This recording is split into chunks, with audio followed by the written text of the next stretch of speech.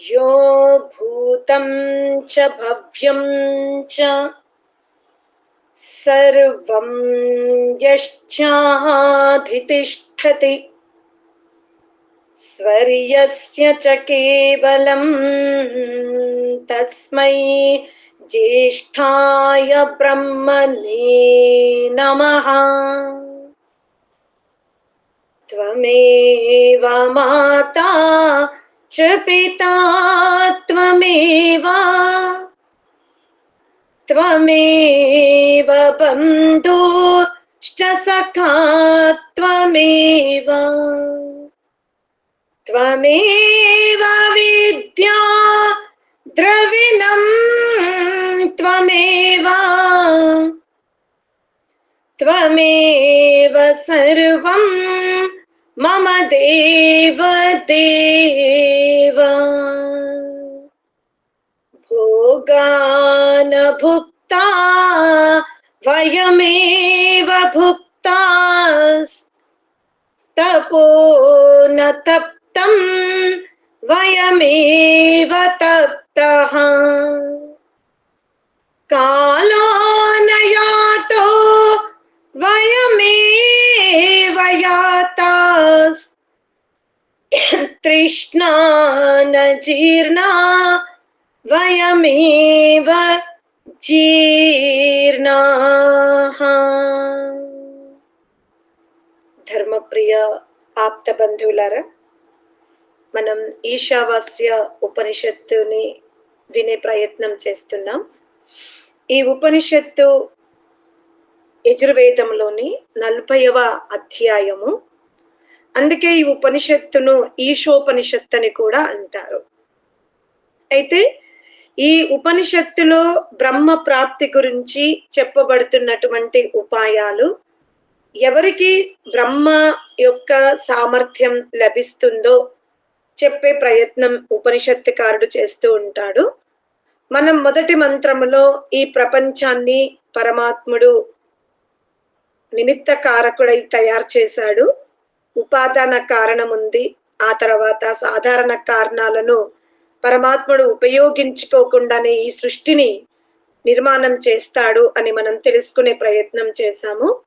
ఈ సృష్టిలోని ప్రతి పదార్థము సర్వజీవులు ఉపయోగించుకోవచ్చు, కానీ మానవుడు మాత్రం దాన్ని లోభత్వంతో సొంతం చేసుకోవాలనుకుంటాడు.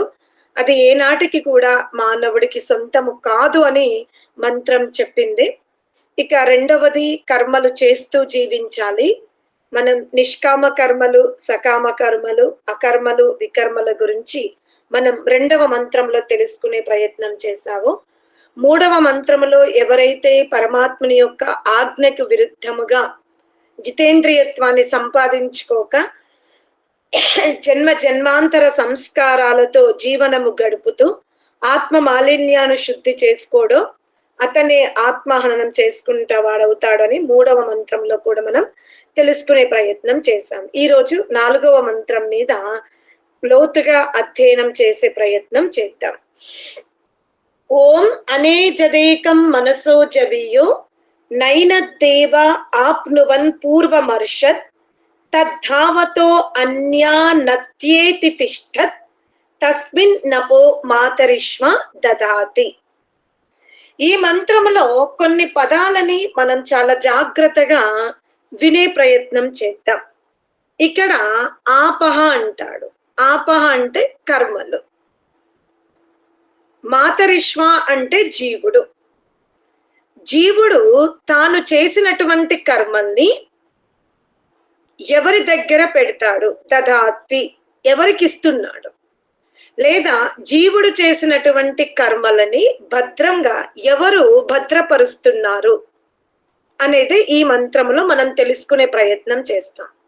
అనగా మాతరిష్వ అంటే జీవుడు, ఆపహ అంటే కర్మలు.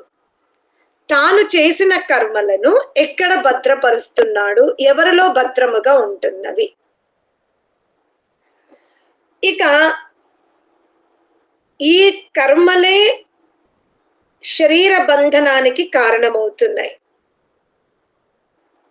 ఎప్పుడైతే మనం కర్మల గురించి లోతుగా ఆలోచిస్తామో అప్పుడు మనం ఈ శరీరం అనే పాశము నుండి తొలగే అవకాశం ఉంది. అందుకనే ఎవరి దగ్గర పెడుతున్నాం, ఆ లాకర్ ఎటువంటిది అనేది మనకు తెలిస్తే మనం అతనిలో భద్రంగా మన కర్మల్ని మనం దాచుకోవచ్చు. అందుకనే ముందు ఎక్కడ పెడుతున్నాం, ఎవరికి సమర్పిస్తున్నాం అని తెలుసుకునే ప్రయత్నం చేద్దాం మనం. ఇక ఇంకొకటి మనం ఇక్కడ తెలుసుకోవాల్సింది ఏమిటి అంటే, ఆత్మ అనేది ఒక రాసాయనిక పదార్థం కాదు, అది సంయోగ జనిత పదార్థం కూడా కాదు. అది సంయోగింపబడలేదు కనుక అది వియోగాన్ని కూడా పొందదు. భౌతిక విజ్ఞానవేత్తలు రాసాయనిక పదార్థాల గురించి చాలా లోతుగా అధ్యయనం చేస్తారు. అందుకనే ఆత్మ ఒక రాసాయనిక పదార్థముతో తయారైన తత్వం కాదు గనక వాళ్ళకి ఆత్మతత్వము అంతు చిక్కడం లేదు. ఋషులు మాత్రమే ఆత్మతత్వాన్ని గురించి చాలా నిక్కచ్చిగా బహాటముగా వర్ణించారు. ఎప్పుడైతే ఈ భౌతిక శాస్త్రవేత్తలు ఆత్మతత్వాన్ని ఒక రాసాయనిక పదార్థముగా అన్వేషణ చెయ్యరో అప్పటి వరకు మనం వేదముని విశ్వసిస్తాం. అలాంటి స్థితి వచ్చినాడు ఎప్పుడైతే భౌతిక తత్వవేత్తలు ఆత్మ కూడా ఒక రాసాయనిక పదార్థము, దాంట్లో ఈ పదార్థాలు మిశ్రితమైనవి చెప్పిన నాడు ఆత్మతత్వం గురించి ఆలోచిస్తాం. కానీ అప్పటి వరకు ఆత్మ వ్యక్తిగత అనుకము, ఇది సంయోగింపబడదు, కావున వియోగము కూడా దీనికి ఉండదు.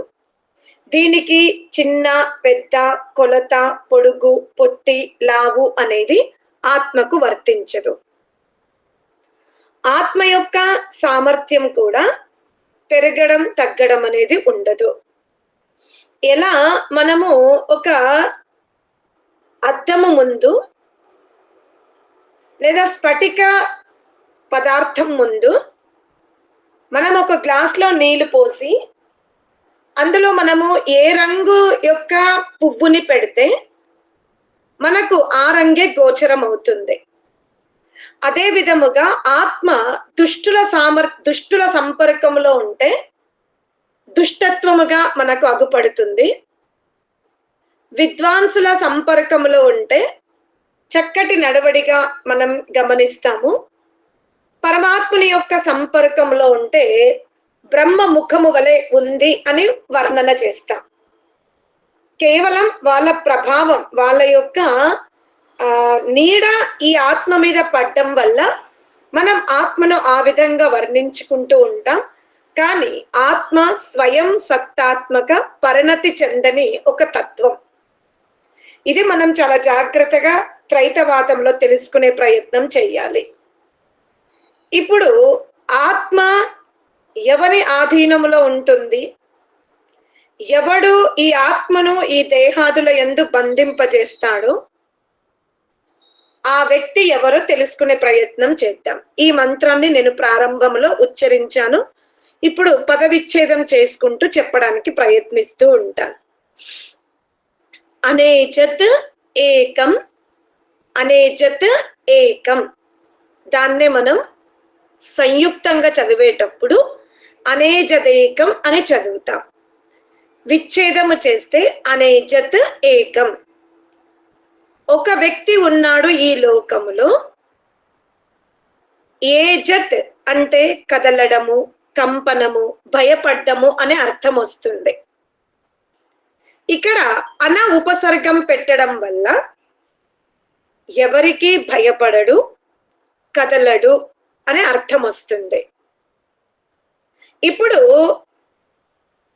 ఒక పదార్థం కదలాలి అంటే మనము వ్యావహారికంలో కూడా ఏదన్నా శుభకార్యానికి వెళ్ళేటప్పుడు ఈ స్త్రీలు అలంకరించుకునేటప్పుడు కాస్త ఆలస్యం చేస్తూ ఉంటారు. చేస్తున్నప్పుడు ఇంట్లో పెద్దవాళ్ళు కొంచెం గట్టిగా మాట్లాడే వాళ్ళు ఈరోజు మీరు కదులుతారా లేదా అని అడుగుతారు. అంటే అక్కడ కదలడము అంటే ఏమిటి అంటే ఒక స్థానము నుండి మరొక స్థానానికి వెళ్ళే క్రియని మనం కదలడము అంట.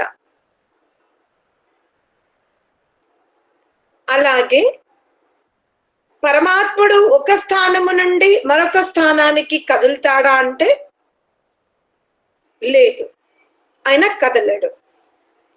అనేజత్, అతను కదలే తత్వం కాదు. ఎందుకు అంటే మనం లోకములో చూస్తే ఇప్పుడు కుమ్మరివాడిని తీసుకుందాం. కుమ్మరివాడు ఒక చోట ఉండి మట్టి మరొక చోట ఉంటే కుండ తయారవుతుందా? అలాగే సువర్ణకారుని తీసుకోండి. సువర్ణం ఒక చోట ఉంది, దాన్ని తయారు చేసి సువర్ణకారుడు మరొక చోట ఉన్నాడు. మగ్గం ఒక దగ్గర ఉంది, తంతువులు సాలెవాడు మరొక చోట ఉన్నాడు. అప్పుడు పదార్థం యొక్క సిద్ధి జరుగుతుందా అంటే మీరందరూ కూడా అంటారు అలా కుదరదు. కుమ్మరివాడన్న మట్టి దగ్గర నిలబడాలి, లేదా మట్టి అన్న కుమ్మరివాడికి సమీపంలో ఉంటే కుండ తయారవుతుంది అనేది సిద్ధాంతం. కుమ్మరి మట్టి రెండు వేరు వేరుగా చాలా దూరంలో ఉంటే ఆ కార్యం జరగదు.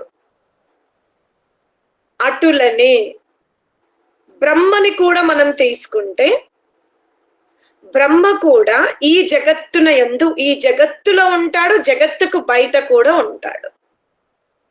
అంతేకాని జగత్తు ఎక్కడో ఉంది, బ్రహ్మ ఎక్కడో ఉన్నాడు అనేది వర్తించదు. మరి బ్రహ్మ జగత్తుల కంటే పెద్దగా ఉన్నాడు, జగత్తే బ్రహ్మలో ఉంది. అప్పుడు ఆయన స్థానాంతరం ఎలా అవుతాడు? అవ్వడు అంటుంది శాస్త్రం. అనగా మనము ఇక్కడ నుండి అక్కడికి వెళ్ళాలి అంటే మన ఆకారం చిన్నగా ఉండాలి, మనం ఆధారముగా చేసుకున్న పదార్థం పెద్దగా ఉండాలి, అప్పుడే మనం కదలగలుగుతాం. మరి పరమాత్ముడే జగత్తు కంటే పెద్దగా ఉన్నాడు, కావున పరమాత్ముడు కదలడు. అందుకనే అనేజత్, ఆయన కదలడానికి వీలు లేదు. ఇక కంపనము అని కూడా ఈ పదములో మనం తీసుకుంటాం. మనకి కంపనం ఎప్పుడు వస్తుంది? కంపనం అంటే వణుకు. మనం ఎప్పుడు వణుకుతాము? భయం వేసినప్పుడు. మనకెప్పుడు భయం వేస్తుంది అంటే మనకంటే ఎదుటి వ్యక్తి సమర్థుడైనప్పుడు, వారు మనలో ఉన్నటువంటి లోపాలను ఏమైనా ఎత్తి పొడుస్తారా అన్న భయం ఉన్నప్పుడు మనలో కంపనం జరుగుతుంది. అనగా సరి సమానమైనటువంటి సామర్థ్యము గల ఇద్దరు లేక ముగ్గురు ఇలా ఎంతమంది ఎక్కువ ఉంటే అంత మనకు వణుకొస్తుంది. ఒక రకంగా ప్రతియోగిత తీసుకోండి. మనము చాలా చక్కగా అక్కడ మన అభిప్రాయాన్ని చెప్పగలుగుతాం. అది పరీక్షా ప్రణాళిక తీసుకోండి, ఇంకేదైనా తీసుకోండి, కాంపిటీషన్ తీసుకుంటాం, పెయింటింగ్, వంటకాలు, ఇలా వివిధ కళల్లో మనకు ప్రతియోగిత ఉంటుంది. మనకు మన వస్తువు మీద మనకు ఒక నమ్మకం ఉంది కాబట్టి మనం తయారు చెయ్యగలిగాం. అనగా మనకు మన సామర్థ్యం మీద ఒక విశ్వాసం ఉంది కనుకనే మనం ఆ ప్రతియోగితలో తప్పకుండా పాల్గొనే ప్రయత్నం చేస్తున్నాం. కానీ మనకు భయం వేస్తుంది. ఎందుకు అంటే అక్కడ మనకంటే ఎక్కువ కళాకారులు ఉన్నారేమో అన్న ఒక సందేహము మనని భయం వైపు నడిపిస్తుంది. మరి పరమాత్మునికి సరి సమానమైన వాడు కానీ, పరమాత్ముని వలె సమర్థుడు కానీ, పరమాత్ముని యొక్క జ్ఞానానికి తులాభారం వేసినటువంటి అట్లాంటి జ్ఞానవంతులు కానీ ఈ ప్రపంచంలో లేరు. కనుక మనము పరమాత్మునికి ఎవరితో కూడా భయం ఉండదు. అలా భయం లేని పదార్థము ఏమైనా ఉందా అంటే పరమాత్మునికి సరి సమానమైనటువంటి వ్యక్తి మరొకవాడు లేడు గనక పరమాత్మునికి భయం కూడా లేదు. అతని కంటే అన్ని పదార్థాలు చిన్నగా ఉంటవి. అతనే సర్వ పదార్థాలను ధరించుకొని ఉన్నాడు గనక అతనిలో కదలిక ఉండదు, భయము ఉండదనేది మనం అనేజత్ ఏకం అనే పదము ద్వారా తెలుసుకున్నాం. అనగా ఇలాంటి భయము లేనివాడు కదలని అంటే స్థానాంతరము కాని శక్తి ఎన్నున్నాయంటే ఏకం, ఒక్కడే. ఇది మీరు చాలా జాగ్రత్తగా తెలుసుకోండి. ఎవరు ఎవరికి కూడా భయపడనటువంటి, భయమే లేనటువంటి వ్యక్తి, లేశ మాత్రము కూడా రోమము వలె అతి సూక్ష్మముగా కూడా భయపడని ఆత్మ ఈ ప్రపంచంలో ఎవరైనా ఉన్నారంటే అది కేవలం పరమాత్ముడే. అందుకే ఏకం అంటున్నాడు. మరి ఇటువంటి సమర్థుడైనటువంటి వ్యక్తిని భయము కదలిక ఉన్నటువంటి ఏకదేశి అయిన జీవుడు చూడాలనుకుంటాడు. ఎందుకంటే అందరిపైన రాజ్యం అతందే ఉంది. జడ పదార్థాలకు కాని పశుపక్షాదులకు కాని. అందుకే మనం పరమాత్ముని గణపతి అంట. అనగా వివిధమైనటువంటి గణములకు, వివిధ సమూహాలకు అతనే రక్షకుడు గనక అతన్ని మనం గణపతి అంటాం. మరి అటువంటి సమర్థుడైన గణపతిని ఎవరైనా దర్శించుకోవాలని అనుకుంటారు, చూడాలనే అనుకుంటారు, స్పర్శించాలనుకుంటారు, సామీప్యంలోకి వెళ్ళాలి అనుకుంటారు. కానీ మళ్ళీ అతనే పరిచయం ఇస్తున్నాడు. నీ కోరిక తప్పులేదు. ఇంతటి సమర్థుణ్ణి నువ్వు చూడాలనుకోవడం, తాకాలనుకోవడం, అతి సామీప్యంలోకి రావాలనుకోవడంలో తప్పు లేదు.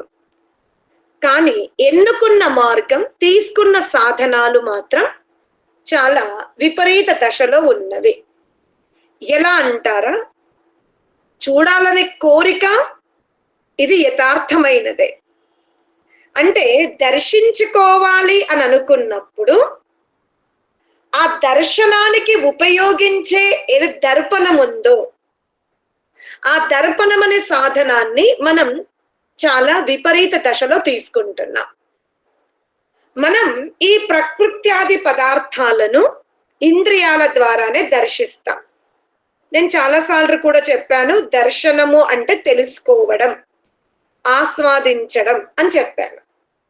అందుకే మనము కర్ణము ద్వారా శబ్దాన్ని వింటాము, అది కూడా దర్శనమే అని తెలుస్తుంది, మనని ఎవరో పిలుస్తున్నారని.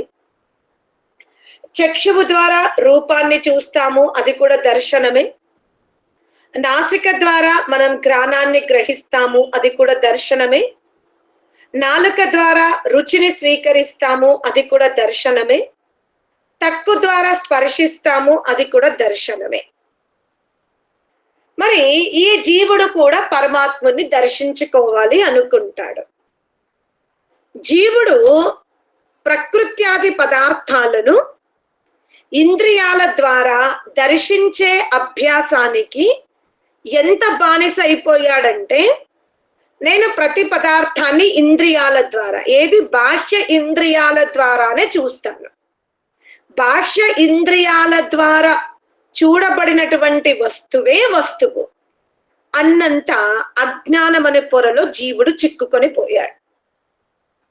శబ్దము, రూపము, రసము, గంధము, స్పర్శ ఎక్కడైతే ఉందో అదే వస్తువు, అదే ఉన్నది, దానికే ఉనికి ఉందన్నంత భ్రమలోకి వెళ్తాడు.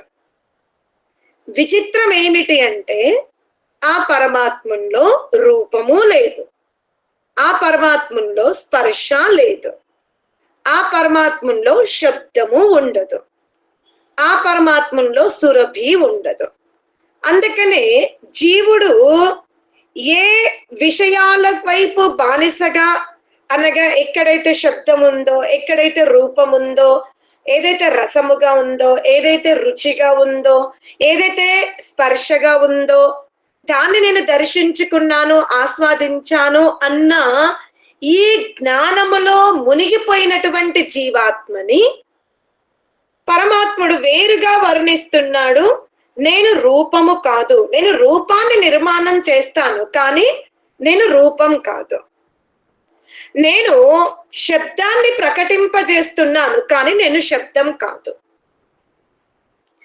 నేను ఈ ప్రకృతిలో సురభి అసరుభి అనే గంధాన్ని నేను వాయువు ద్వారా, పుష్పాల ద్వారా మీకు ఇస్తున్నా, కానీ నేను సురభిని కాదు, అసురభిని కాదు. కానీ అలానే నేను లేనని కాదు, నేనున్నా. ఎవరి కోసం ఉన్నాను? నీ కోసమే ఉన్నా. నీవు కూడా నన్ను దర్శించుకోవాలని అనుకుంటున్నావు. నేనున్నది నీ కోసమే, నీవు కూడా నన్ను దర్శించుకోవాలి అనుకుంటున్నావు. కానీ నువ్వు ఎలా జన్మనిచ్చే తల్లిని, తండ్రిని, భార్యని, బిడ్డల్ని, పదార్థాలని, సర్వ వస్తువులని ఇంద్రియాల ద్వారా తెలుసుకుంటున్నావో నన్ను కూడా అలాగే తెలుసుకోవాలనుకొని వివిధ మందిరాల యొక్క నిర్మాణం నువ్వు చేసుకున్నావు. అది నీ వ్యక్తిగతం,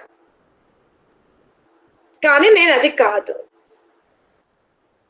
మరి నన్ను మళ్ళీ జీవుడు అడుగుతున్నాడు, మరి ఇంద్రియాల ద్వారా తెలియబడే తత్వం నీవు కానప్పుడు నేను దేని ద్వారా తెలుసుకోవాలి అంటే మనసో జవీయ అంటాడు.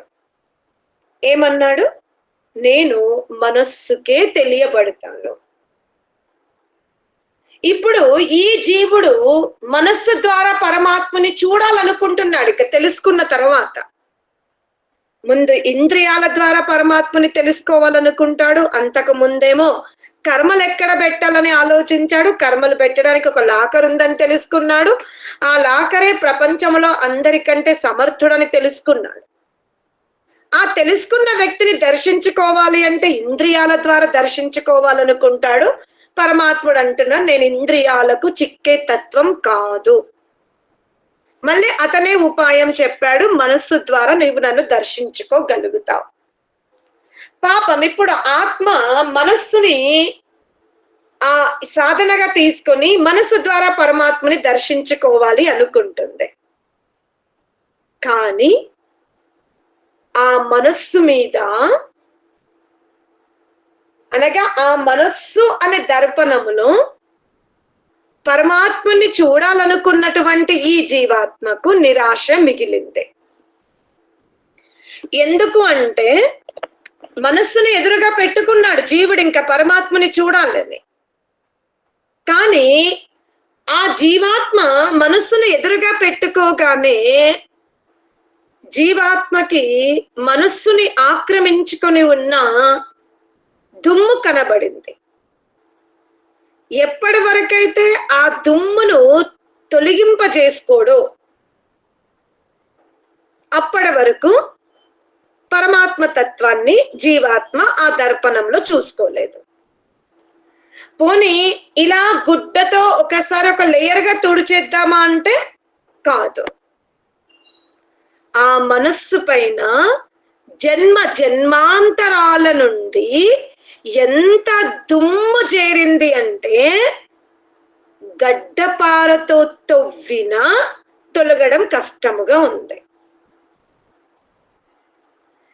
ఎలా ఊట ఉన్న చోట మనం ఎంత మట్టి కుప్పను వేసినా ఆ ఊట డామినేట్ పెరిగిపోతుందో, అదే విధంగా మనం మనస్సుని ఎంత కడుక్కోవడానికి ప్రయత్నం చేసినా, ఒక్కరోజు అజాగ్రత్త చేసినా, ఒక్క గంట అజాగ్రత్త చేసినా అక్కడ దుమ్ము చేరుతూ ఉంది. ఇదే పెద్ద సమస్య. అందుకనే జీవాత్మ మనస్సుని దులుపుకోనంత వరకు, మనస్సుని శుద్ధి చేసుకోనంత వరకు పరమాత్మని దర్శనం చేసుకోవడానికి జీవాత్మకు వీల్లేదు. మరి దర్శించుకోవాలి, పరమాత్ముని ఆస్వాదించాలి అంటే జీవాత్మ సామాన్య శ్రమ చేస్తే సరిపోదు. ఒకవైపు పడుతున్న దుమ్ముని ఆపాలి, మరొక వైపు చేరిన దుమ్ముని తొలగించుకోవాలి. అనగా జీవాత్మ రెండు వైపులా ప్రతి నిమిషం ఎక్కడి నుంచి ఏమి అటాక్ అవుతుందో, ఎలా క్షత్రియుడు దేశం యొక్క సరిహద్దులో ఉండి అహర్నిశలు తన చక్షువుల ద్వారా ఆక్రమణ జరగకుండా ఎంత చురుగ్గా పనిచేస్తాడో, అటులనే పరమాత్మని దర్శించుకోవాలనే తీవ్ర కోరిక ఉన్నటువంటి జీవాత్మ కూడా కొత్త దుమ్ము రాకుండా జాగ్రత్త పడాలి, పాత దుమ్మును కూడా తొలగించుకునే ప్రయత్నం చెయ్యాలి. మనసః జవీయః అనగా పరమాత్మునికి భయము లేదు, పరమాత్ముడు కదలడు, అతను ఒక్కడే. అతన్ని తెలుసుకోవాలి అంటే ఏమిటి? మనస్సుని శుద్ధి చేసుకోవాలి. ఇంకొక విషయం ఏమిటి అంటే మనస్సు చాలా వేగవంతమైనది. మీరందరూ కూడా సీరియల్ చూసేటప్పుడు మీ మనస్సులో ఎటువంటి చంచలం ఉండదు. కానీ మీరు గాయత్రి మంత్రాన్ని మననం చేసుకుంటూ లోతుగా వెళ్తున్నప్పుడు, మీరందరూ ప్రారంభ ఉపాసకులు ఈ సమస్యను ఎదుర్కొంటూ ఉంటారు. ఏమిటి? సీరియల్ చూస్తున్నప్పుడు, వంట వార్పులు చేస్తున్నప్పుడు, పక్క వాళ్ళతో మాట్లాడేటప్పుడు మాకు ఎటువంటి అన్య విషయాలు గుర్తుకు రావు. సీరియల్ చూస్తున్నామంటే సీరియలే గుర్తొస్తుంది. ఎవరైనా పొరపాటున కాలింగ్ బెల్ కొట్టినా మనకు వినిపించదు.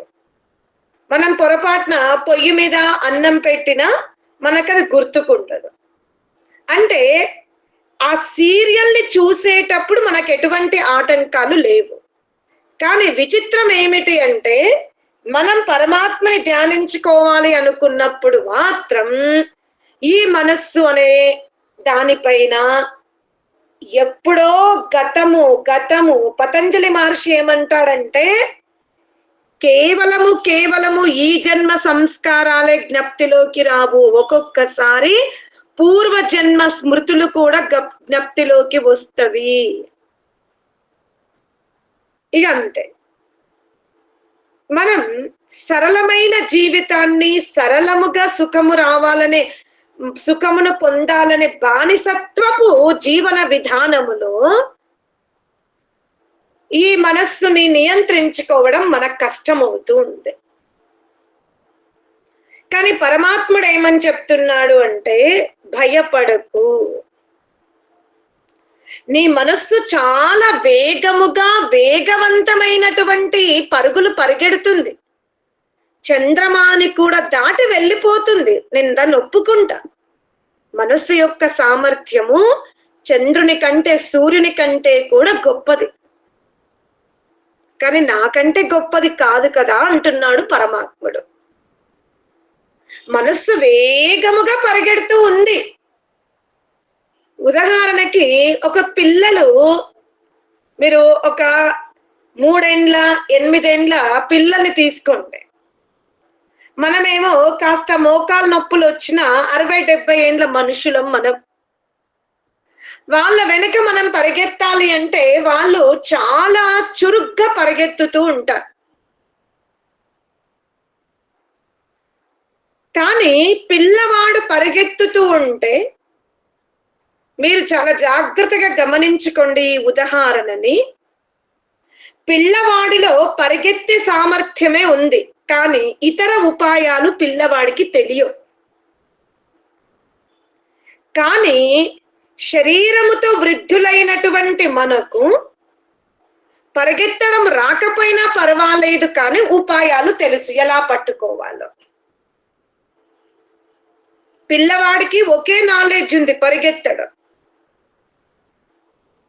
మనకు పరిగెత్తడం చేత కావడం లేదు. శరీరం కొంచెం స్థూలమైందో, వ్యాధిగ్రస్తమైందో, సామర్థ్యం తగ్గిందో.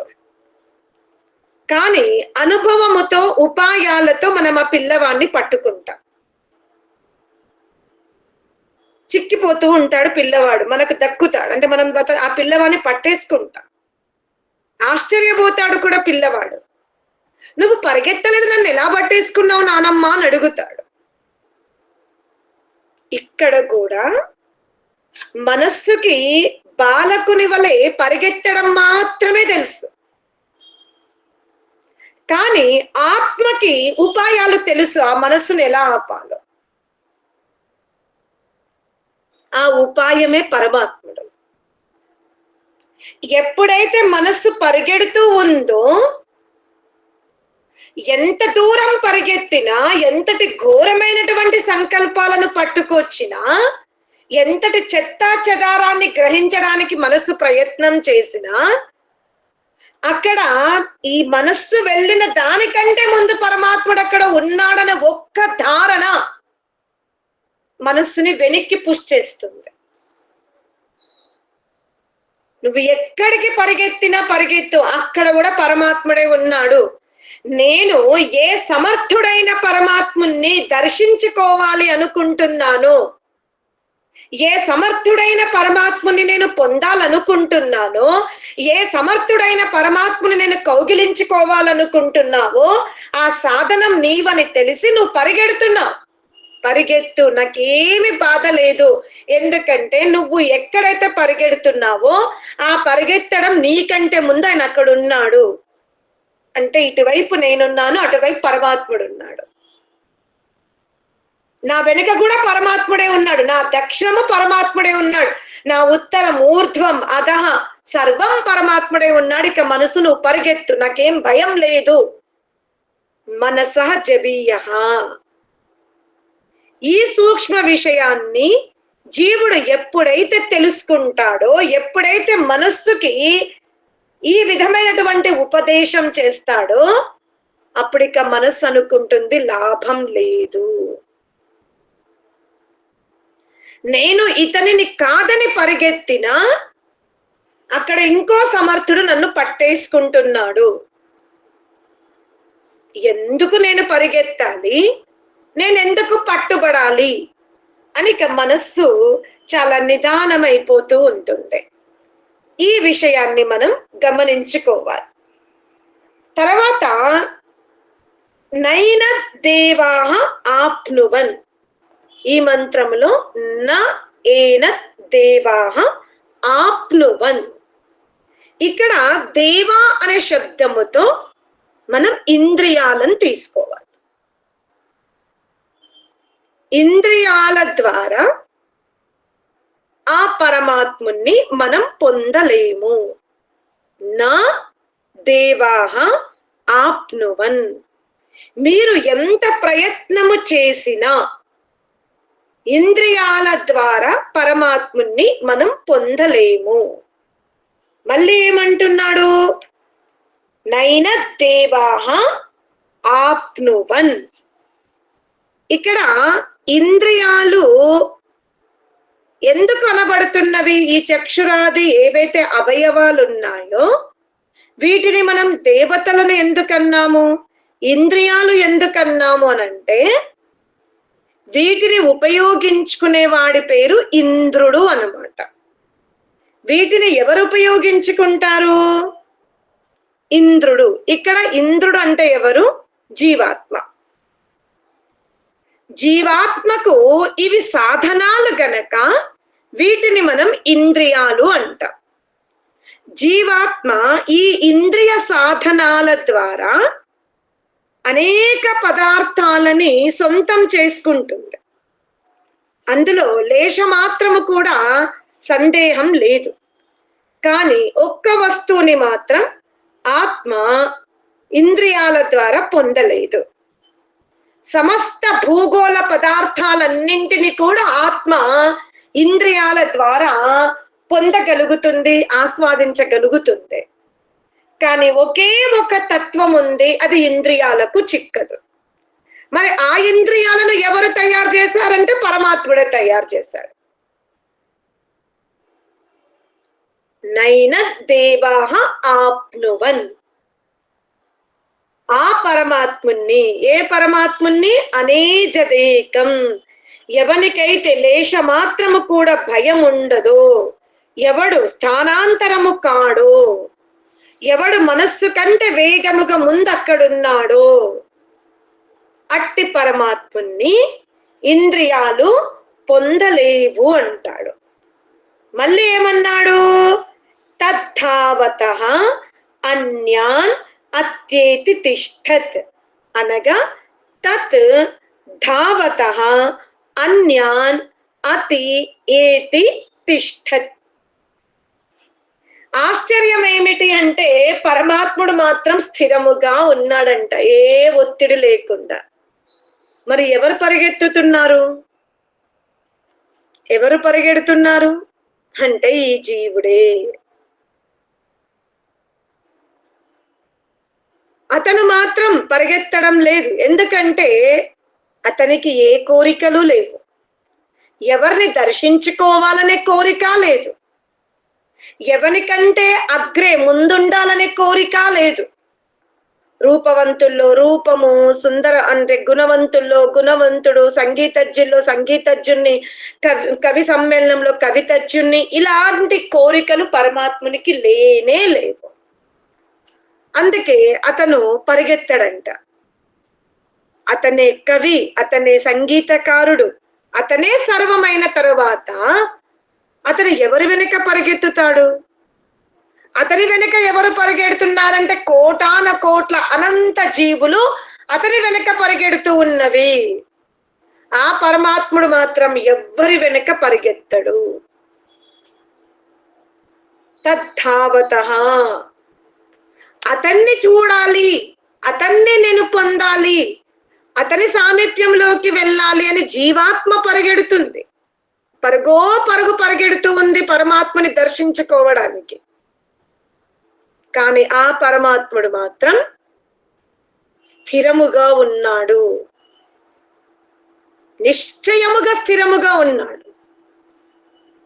ఇంద్రియాల ద్వారా అగుపడడు, మనస్సు కంటే వేగముగా ఉన్నాడు, ఎవరికి ఆ పరమాత్ముడు భయపడడు. అలాంటి పరమాత్ముని యందు మాతరిష్వ, ఈ జీవుడు తాను చేసిన కర్మలను ఏం చేస్తున్నాడు? భద్రముగా దాచుకుంటున్నాడు. అనగా జీవుడు నిద్రలో చేసిన కర్మల్ని కాని, స్వప్నంలో చేసిన కర్మలను గాని, జాగ్రత్త అవస్థలో చేసిన కర్మల్ని గాని, సమాధి అవస్థలో చేసిన కర్మల్ని కానీ ఎక్కడ దాచిపెడుతున్నాడు? పరమాత్ముని యందే. మనం చాలా మందివి సత్సంగములో ఒకలాగా మాట్లాడతాం. సంధ్య చేసుకోండి, సంధ్య చేస్తున్నప్పుడు మనందరి యొక్క ఆత్మ చాలా సత్యవాదిగా, బుద్ధిమంతుడుగా ఉంటుంది. సంధ్య అయిపోయిన తర్వాత మనమే. ఈ పొరపాటు జీవుడు ఎందుకు చేస్తున్నాడు అంటే, ఈ జీవుడు పరమాత్ముని సంధ్యా సమయంలోనే చూస్తున్నాడు, సత్యనారాయణ వ్రతములో చూస్తున్నాడు, గౌరీ వ్రతములో చూస్తున్నాడు, ఒక స్థానములో పరమాత్మని చూస్తున్నాడు, ఒక సమయమునందు పరమాత్మని చూస్తున్నాడు. అన్య సమయములో పరమాత్ముని చూడడం లేదు, ఒప్పుకోడు కూడా. అందుకే అబద్ధాలు ఆడతాం, అందుకే మనసులో ఒకటి పెట్టుకొని వాక్కుతో ఒకటి చెప్తాం. అసలు మనస్సులో ఆలోచించిన దానికి వాక్కుతో చెప్పిన దానికి పొంతన ఉండదు. అంతకంటే భయంకరంగా మనం చేసేది ఏంటంటే చేష్టల ద్వారా, ఒకదానికి ఒకటి లింకే ఉండదు. ఆ పరమాత్ముడు మాత్రం స్థిరముగా ఉంటూ మనం వాక్కుతో ఏం చెప్తున్నాము, శరీరముతో ఏం చేస్తున్నాం, మనస్సుతో ఏం ఆలోచిస్తున్నామో చాలా జాగ్రత్తగా ఈ బ్రహ్మ అనే సింహాసనం అంటే ఈ జగత్తు అనే సింహాసనం మీద కూర్చొని బ్రహ్మగా ఈ జగత్తును సింహాసనముగా మార్చుకొని తన రాజ్యములో ఎవరికి భయపడకుండా నిశ్చయముగా అటలుడై కూర్చున్నాడు.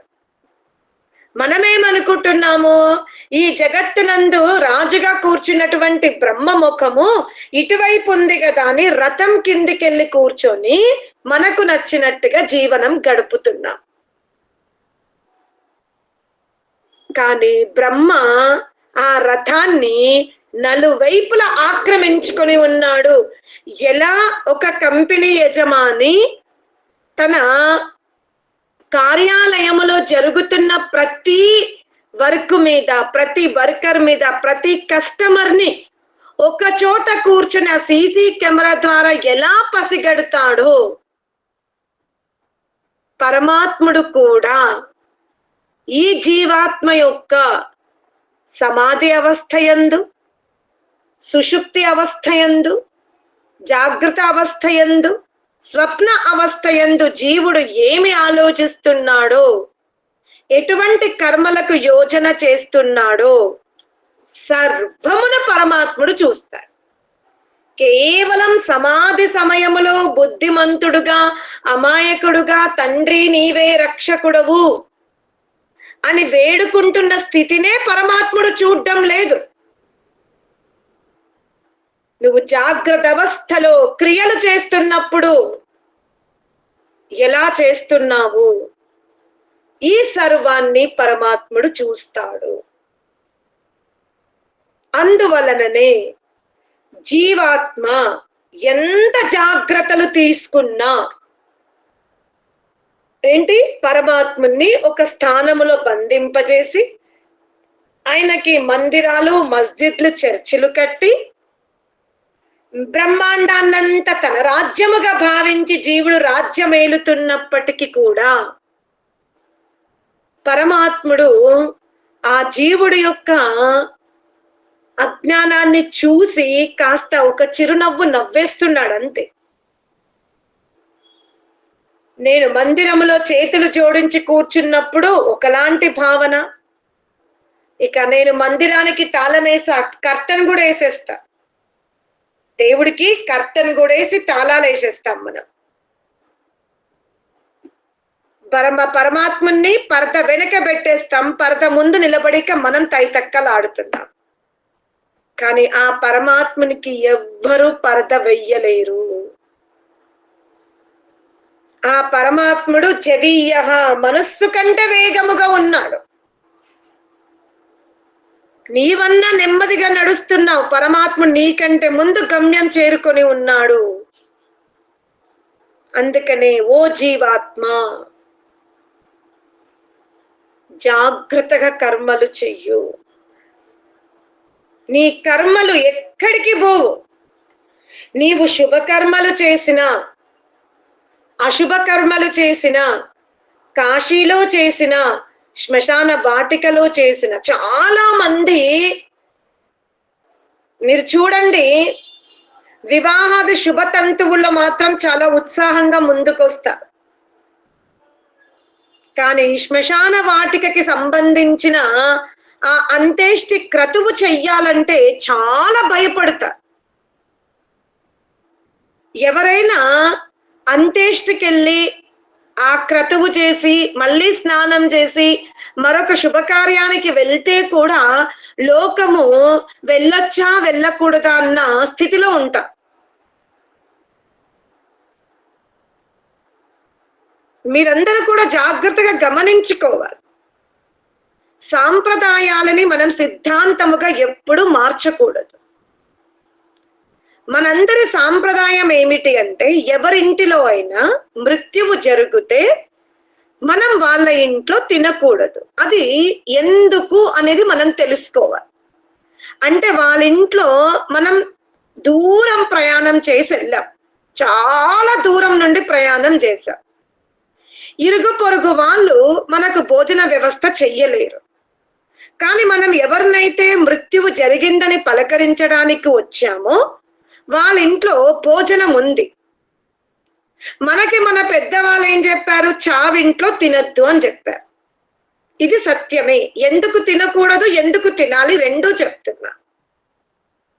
మనం అదే గ్రామస్తులమైతే తినకూడదు, లేదా మనం ఎంబడా తిరిగి ప్రయాణం ఎంత దూరం నుండి వచ్చామో అంత దూరం ప్రయాణం చేసే వరకు మన దగ్గర ఆహారము సరిపోయేంత ఉంది, మనకి నీరసం కానీ చక్కెర కానీ మనం ఢడాన్న కింద పడే అలాంటి స్థితి ఏమీ లేదు. ఎందుకంటే మనం వెంబడ కొన్ని పదార్థాలు తినడానికి వ్యవస్థ చేసుకొని వచ్చాము అన్నప్పుడు కూడా మనం తినకూడదు.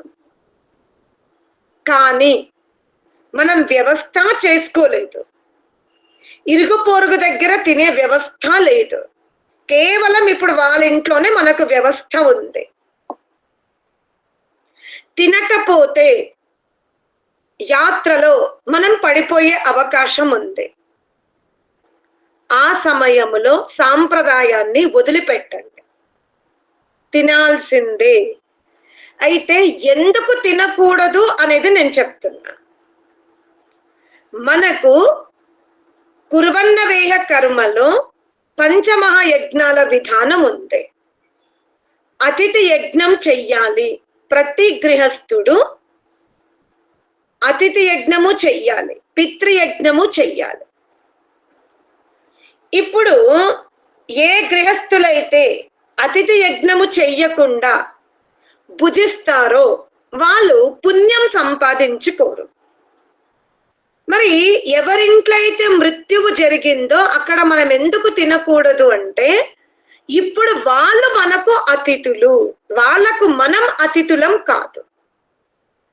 ఎవరైతే శోకములు మునిగి తేలారో అటువంటి వారు మనకు అతిథులు కాబట్టి ఆ అతిథులని సంతృప్తి పరచవలసిన బాధ్యత ఓదార్పుతో కానీ భోజనాది పదార్థాలతో కానీ లేదా చేయూతగా మేము ఉంటాము అనే ఈ శక్తి గాని ఇవ్వడానికి వాళ్ళు మనకిప్పుడు అతిథులు. సామాన్య సమయంలో మనము వాళ్లకు అతిథులవుతాము, దుఃఖద సమయములో వాళ్ళు మనకు అతిథులవుతారు. అందుకనే దుఃఖముల మునిగి తేలి ఉన్నారు గనక మనం అటువంటి వారికి బుక్కెడ అన్నం పెట్టాలి, కానీ అక్కడ వెళ్ళి మనం భుజించకూడదు అనేది ఒక మహత్ సద్గుణ ప్రవృత్తి. ఇది మనం గమనించుకోవాలి. అనగా వివేకముతో పనులు చెయ్యకుండా వీళ్ళింట్లో తింటే నాకు మృత్యు వస్తుందా అని షుగర్ హై ఉంది లేదా లో బీపీ అవుతుంది, తినలేదు, తప్పకుండా మృత్యు వస్తుంది, తింటేనే మృత్యువు రాదు. ఇది మీరు గమనించుకోవాలి. దుఃఖద వాతావరణంలో ఉన్నటువంటి సభ్యులు మనకు అతిథులు గనక మన శాస్త్రములో అతిథి పూజ ఉంది గనక మనం వారికి భోజనం పెట్టాలి. ఇది మనం గమనించుకోవాలి. అందుకనే మాతరిష్మ దదాతి. జీవుడు అజ్ఞానముతో చేసిన, జ్ఞానముతో చేసిన, తెలిసి చేసిన, తెలియక చేసిన, సమాధిలో చేసిన, తురియ అవస్థలో చేసిన, స్వప్నంలో చేసిన, జాగ్రత్త అవస్థలో చేసిన సర్వం పరమాత్ముని దగ్గరే జమ చెయ్యబడుతవి.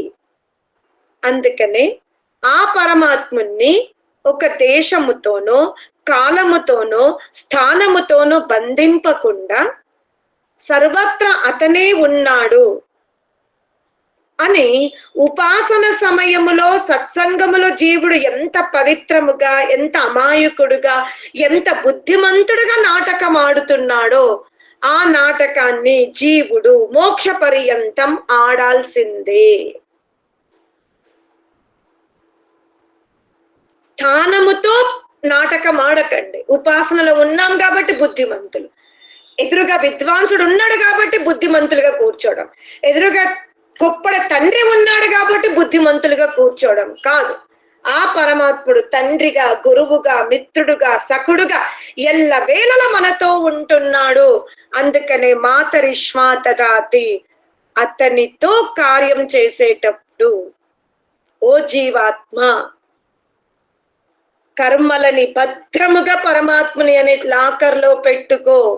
ఎందుకంటే అతను ఎవ్వరికి భయపడడు కర్మ ఫలాలు ఇవ్వడములో. మీరన్నా పెద్ద కూతురు కొంచెం ఎక్కువ చిన్న కూతురు కొప్పడుతుందేమో, పెద్ద కొడుకు, చిన్న కొడుకు, పక్క వాళ్ళు, ఇరుగు పొరుగు వాళ్ళు, మనకు భయం ఉంటుంది. మనం భయముతో కొన్ని మంచి పనులు చేస్తాం, భయముతో కొన్ని చెడు పనులు చేస్తాం. ఎందుకంటే మనం సమర్థులు అసమర్థుల మధ్యలో ఉన్నాం. మనకు కూడా సామర్థ్యం ఉంది, అసమర్థ్యం ఉంది. పరమాత్ముడు ఏకరసుడు గనక ఈ జీవుడు ఎప్పుడైతే కర్మల్ని పరమాత్మునికి ఇస్తాడో, ఇక కర్మ ఫలాలను ఇచ్చేటప్పుడు అతను లేశ మాత్రము కూడా భయపడడు. ఇది తెలుసుకొని జీవాత్మ తన జీవన శైలిని మార్చుకునే ప్రయత్నం చెయ్యాలని ఈ మంత్రం మనకు ఉపదేశించింది. ఈ సుదీర్ఘ లోతైన మంత్రాన్ని మరి మీరు గ్రహించినారా లేదా శ్రమ అనిపించిందో, దానికి రెండింటికి కూడా నేను స్వీకరిస్తూ ఇంత అవకాశం ఇచ్చిన మీ సర్వ ఆత్మలకు ధన్యవాదాలు తెలుపుతూ సెలవు తీసుకుంటున్నాను. ఓం శాంతి శాంతి శాంతి. ధన్యవాదాలు గారు, చాలా చక్కగా చెప్పిండ్రు. అంటే అంటే మన జీవితంలో మనం పరమాత్మని ఎన్ని రకాలుగా పొందాలని కోరుకుంటాము, కానీ మనము కోరుకునే విధానం ఏంటి, మన తర్వాత మనం అనుసరిస్తున్న విధానం ఏంటి, అది చాలా చక్కగా వివరించారు. అంటే గుళ్ళు గోపురాలు వాటి ద్వారా, మళ్ళీ శబ్ద స్పర్శ రూపరస గంధాల ద్వారా మనం కోరుకుంటున్నది ఒకటి, మనం కుడివైపు వెళ్ళాలనుకుంటున్నాం కానీ పిలవకుండానే ఎడమ వైపు వెళ్తున్నాము అనేది చాలా చక్కగా అందరికి అర్థమయ్యే భాష చెప్పిండ్రు. ముందుగా మీరు ఈశావాస్య ఉపనిషత్తులోని 4వ మంత్రమైన అనేజదేకం మనసో జవీయు నైనతీవ ఆత్మవన్ పూర్వమర్శద్ అనే మంత్రం వచ్చి చాలా చాలా చక్కగా వివరించిండ్రు. ఆత్మ అంటే ఈ భౌతిక శాస్త్రవేత్తలు ఈ రోజు రేపట్లో ఎంతో ఉన్నతిని సాధిస్తున్నారు, కానీ వారు ఆత్మను ఒక రసాయనిక పదార్థంగా చూస్తుంటూ వారికి ఆత్మ యొక్క తత్వం అనేది అంతు చిక్కడం లేదు. ఎందుకంటే ఈ ఆత్మ అనేది రసాయనిక పదార్థం కాదు అని చెప్పిండ్రు. నిజంగా అంటే ఇది ఒక ఆలోచించదగ్గ విషయం. వారు భౌతికం వైపే ఎంతో ఎంతో అభివృద్ధి చెందుతున్నారు, ఎన్నో సాధిస్తున్నారు, కానీ దీన్ని కూడా ఒక రసాయనిక పదార్థం అనుకుంటున్నారు కనుక దీని యొక్క మూలము తత్వాన్ని వాళ్ళు తెలుసుకోలేకపోతున్నారు. ఇంకా ఆత్మ యొక్క లక్షణం కూడా చాలా చక్కగా చెప్పారు. ఒక గాజు గ్లాసులో మనం నీరు పోస్తే కనుక దాంట్లో ఒక పువ్వు పెడితే ఆ పువ్వు ఏ రంగులో ఉంటుందో అదే రంగు మనకు కనిపిస్తుంది. అదే రకంగా ఆత్మ లక్షణం కూడా మనం మంచివారితో ఉంటే కనుక మంచివారిగా మారుతాము, చెడ్డవారితో ఉంటే కనుక చెడ్డవారిగా మారుతాము. వారి యొక్క లక్షణం మన వైపు ఉంటుంది, మనపై ఆపాదించబడుతుంది అని కూడా చెప్పిండ్రు. ఇంకా మనం ఆ పరమాత్మను పొందాలనుకుంటే కనుక కుమ్మరివాడు మట్టి దూరం దూరం ఉంటే అవి కలవలేవు, స్వర్ణకాడు దూరం దూరం ఉంటే ఒక నగ నిర్మాణం కాదు. అదే రకంగా మనం కూడా ఆత్మతో పరమాత్మ సంపర్కంతో ఉంటే కనుక పరమాత్మను సిద్ధించుకోగలుగుతాం అని కూడా చెప్పిండ్రు. ఇంకా పరమాత్మ ఏకరసుడు, అనేజదేకం మనసో జవియో ఏకం ఏకం అని చెప్పింది. ఇక్కడ ఏంటంటే భయము లేదు అని కూడా చెప్పిండ్రు. కాంపిటీషన్ లో మనకంటే ఉన్నతులు ఉంటే కనుక మనకి ఏ రకంగా అయితే భయం అవుతుందో, ఓడిపోతామనే భయం ఉంటుందో, ఆ రకంగా కాదు. పరమాత్మనికి సమానం ఎవరు లేరు, ఏకం అని కూడా చెప్పిండ్రు. ఇంకా తర్వాత పరమాత్మని దర్శించాలంటే ఈ పంచతత్వాలు భూమి ఆకాశం వీటి యొక్క గుణాలైన కనులతో చూసే దర్శనము, నాలుకతో చూసే రుచి, త్వక్కుతో చూసే స్పర్శ, ఇవి ఏవైతే ఉన్నాయో వాటి యొక్క లక్షణాలు వీటి ద్వారా మనం పొందాలని ప్రయత్నిస్తాము, కానీ వీటి ద్వారా మనం పొందలేము. పరమాత్మలో రూపము, స్పర్శ, రసము, గంధము ఇవి ఏవి లేవు. వీటికి వేరుగా ఉన్నది పరమాత్ముడు అని చెప్పిండ్రు. వీటిని మనం పరమాత్మని పొందాలంటే మనసో జవియో, మనసుకు మాత్రమే లభించే పదార్థం అని కూడా చాలా చక్కగా వివరించిండ్రు. ఇంకా దీనికి ముఖ్యమైన కారణము మనం పరమాత్మని పొందాలంటే కనుక మనస్సును కడగాలి, మనస్సును శుద్ధంగా ఉంచాలి. మనస్సును ఎప్పుడైతే మనము శుద్ధంగా చేస్తామో అప్పుడు మాత్రమే మనకు అర్హత అనేది లభిస్తుంది అని కూడా చాలా చక్కగా చెప్పింది. ఇంకా సీరియల్ గురించి ఒక విషయం చెప్పి, నిజంగా అంటే ఇన్ని రోజులు అసలు ఎప్పుడు గమనించలేదు. మనం ఒక ఇష్టమైన సినిమా సీరియల్ ను చూస్తుంటే ఎట్టి పరిస్థితిలో మనసు 100% కూడా పక్కకు జరగదు. అది ఏం విచిత్రము. మరి ధ్యానం మీద కూర్చుంటే కనుక ఎక్కడ లేని ఆటంకాలు మనలో ప్రారంభం అవుతూనే ఉంటాయి. ఎక్కడ పూర్వజన్మ ఆలోచనలు కూడా మన వైపు, సంస్కారాలు కూడా మనలో కూడా ఉత్తేజితం అవుతాయని అనిపిస్తుంది. మరి దానికి కూడా చాలా చక్కగా చెప్పిండ్రు. మనసు చాలా చాలా శక్తివంతమైనది. మనసు యొక్క సామర్థ్యం ఎంత గొప్పదంటే సూర్యుడు చంద్రుడు కంటే కూడా చాలా గొప్పదని చెప్పిండ్రు. ఇక్కడ వింటే నిజంగా ఆశ్చర్యం అనిపించింది. మన మనసు, ఒక జీవాత్మ యొక్క మనసు అంత ఉన్నతమో అంత శ్రేష్టమో అని అనిపించింది. ఇంకా మనసు మనం పొందాలంటే పరమాత్మ మాత్రమే సహాయం తీసుకోవాలి. ఏ రకంగానైతే పిల్లవాడు పరిగెడుతున్నప్పుడు అతనికి ఒక పరిగెత్తుడు లక్షణం అనేది మాత్రమే వస్తుంది, కానీ తల్లిదండ్రులు ఉపాయంతో ఆలోచించి మన పిల్లవాడిని పట్టుకుంటారు. అదే రకంగా మనసు పరిగెడుతూ ఉంది. కానీ మనం కూడా పరమాత్మ అనే ఉపాయంతో ఆత్మ ప్రయత్నిస్తే గనక పొందగలుగుతాము అని చిన్న ఉదాహరణతో చాలా చక్కగా వివరించారు. ఇంకా ఇండియాతో ఎట్టి పరిస్థితిలో మనము పరమాత్మను పొందలేమని కూడా చెప్పిండ్రు. ఇంకా పరమాత్మ ఎవరి వెంట పరిగెత్తాడు, ప్రతి జీవాత్మ పరమాత్మని పొందాలని పరిగెత్తూ ఉంటుంది. కాబట్టి మనం పరమాత్మని పొందాలంటే చిత్తాన్ని సిద్ధంగా ఉంచుకోవాలని కూడా చెప్పిండ్రు. మనం పరమాత్మని పొందాలంటే వాటికి దాని కొరకు గుళ్ళు, గోపురాలు, చర్చిలు, మసీదులు నిర్మిస్తూనే ఉన్నాము. కానీ వాటికి అంతు చిక్కదు, వాటి ద్వారా మనం పొందలేమని కూడా చాలా చక్కగా చెప్తుంది. ఎందుకంటే ఈ రోజు రేపట్లో 100కు దాదాపు 90% ఈ మార్గాల ద్వారా మాత్రమే జనాలు ప్రయత్నిస్తున్నారు. కానీ అది దాని ద్వారా పొందలేమని కూడా చాలా చక్కగా చెప్తుంది. ఇంకా సాంప్రదాయము అనేది సిద్ధాంతానికి ఆపాదించకూడదని కూడా చాలా చక్కగా వివరించింది. మరణించిన వాళ్ళ ఇంట్లో కనుక మనము అవసరం ఉంటే భోజనం చేయాలి, మనకు వ్యవస్థ ఉన్నచో మాత్రం భోజనం చేయకూడదు అని కూడా చక్కగా వివరించదు. ఇంకా మొత్తంగా చివరగా మనం జీవాత్మ కర్మలను చేస్తూనే ఉంటాడు. కానీ కర్మలను పరమాత్ముడు అనే లాకర్లో కనుక మనం భద్రపరుచుకుంటూ ఉంటే గనక మనం వాటిని మన కర్మానుసారం పొందగలుగుతాము అని చాలా చక్కగా చెప్పారు. కాబట్టి మనం సుకర్మలను చేయాలి, మంచి కర్మలను చేయాలి, మనసును ఎప్పుడు శుద్ధంగా ఉంచుకోవాలి అని చాలా సరళమైన భాషలో ఈశావాస్యంలోని 4వ మంత్రాన్ని వివరించింది. మీకు ధన్యవాదాలు. శాంతి పడంతో మన కార్యక్రమాన్ని ముఖ్యం. ఓం జో శాంతిరంతరిక్షం శాంతి, పృథివీ శాంతిరాపః శాంతి, ఓషధయ శాంతి, వనస్పతయ శాంతిర్విశ్వే దేవా శాంతి, బ్రహ్మ శాంతి, సర్వం శాంతి, శాంతిరేవ శాంతి సామా శాంతిరేది. ఓం శాంతి శాంతి శాంతి. మీకు మరొకసారి ధన్యవాదాలు. అందరికీ నమస్తే.